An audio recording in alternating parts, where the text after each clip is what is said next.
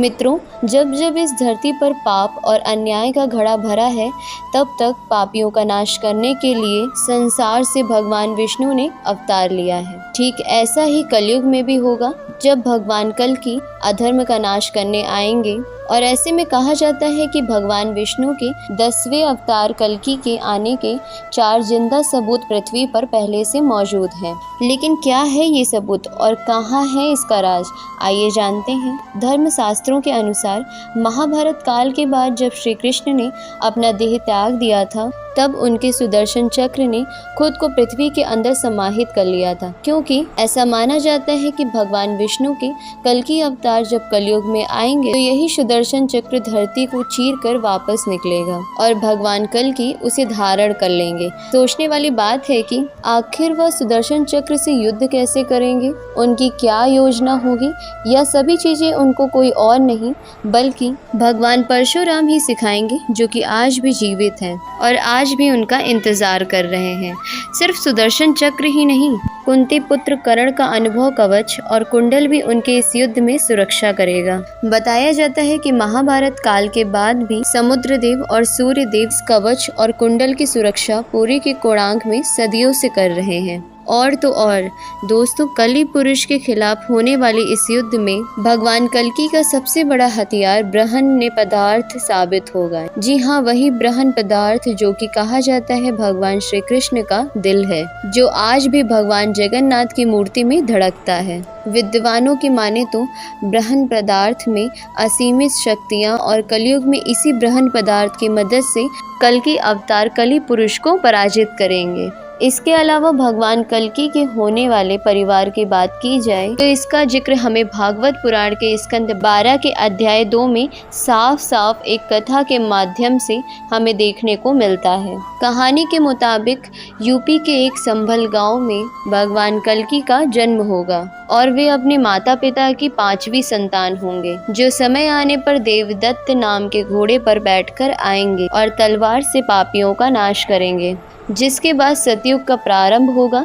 कथा में ये भी बताया गया है कि भगवान कल्कि की 2 पत्नियां होंगी, लक्ष्मी रूपी पद्मा और वैष्णवी रूपी राम। भगवान कल्कि की पत्नी वैष्णवी के बारे में बताया जाता है कि उन्होंने त्रेता युग में ही जन्म ले लिया था। दरअसल त्रेता युग में दक्षिण भारत में रत्नाकर नाम के एक राजा हुआ करते थे। वो माता रानी के बहुत बड़े भक्त थे, परंतु वे संतानहीन थे। ऐसे में एक दिन माँ काली, माँ सरस्वती और माँ भगवती राजा रत्नाकर की भक्ति से प्रसन्न हुई और तीनों ने मिलकर अपने एक एक अंश भक्ति रत्नाकर की पत्नी के गर्भ में आशीर्वाद स्वरूप दे दिया। इसके साथ ही उन्होंने रत्नाकर के सपने में आकर और ये भी बताया कि उनके घर में दिव्या बालिका जन्म लेने वाली है, जिसको कलयुग में लोग पूजेंगे और भविष्य में एक खास किरदार निभाएंगे। आगे चलकर राजा रत्नाकर के घर में एक बच्ची की किलकारी गूंजी, जिसका नाम त्रिकुटा रखा गया। मित्रों, त्रिकुटा के अंदर हमेशा ऐसे ही ज्ञान पाने की इच्छा थी, इसीलिए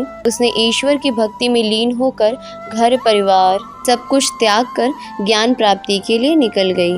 ऐसे में एक दिन जब प्रभु श्री राम जंगलों में माता सीता की खोज कर रहे थे, तभी उनकी मुलाकात त्रिकुटा से हुई। त्रिकुटा ने पहले नजर में ही भगवान विष्णु के अवतार प्रभु राम का आभास कर लिया था। उनके चरणों में नतमस्तक होकर फूल चढ़ाई। भगवान राम ने त्रिकुटा की तपस्या से प्रसन्न होकर उसको वैष्णवी नाम दिया, परंतु जब त्रिकुटा ने भगवान राम को उनके अंदर समाहित होने की प्रार्थना की तो उन्होंने इसके लिए उसे मना कर दिया और कहा कि समय आने पर एक दिन मैं तुम्हारे पास आऊँगा और अगर तुम पहचान पाओ तो मैं तुम्हारी सारी इच्छाएं पूरी कर दूँगा। यह कहकर प्रभु श्री राम वहाँ से चले गए।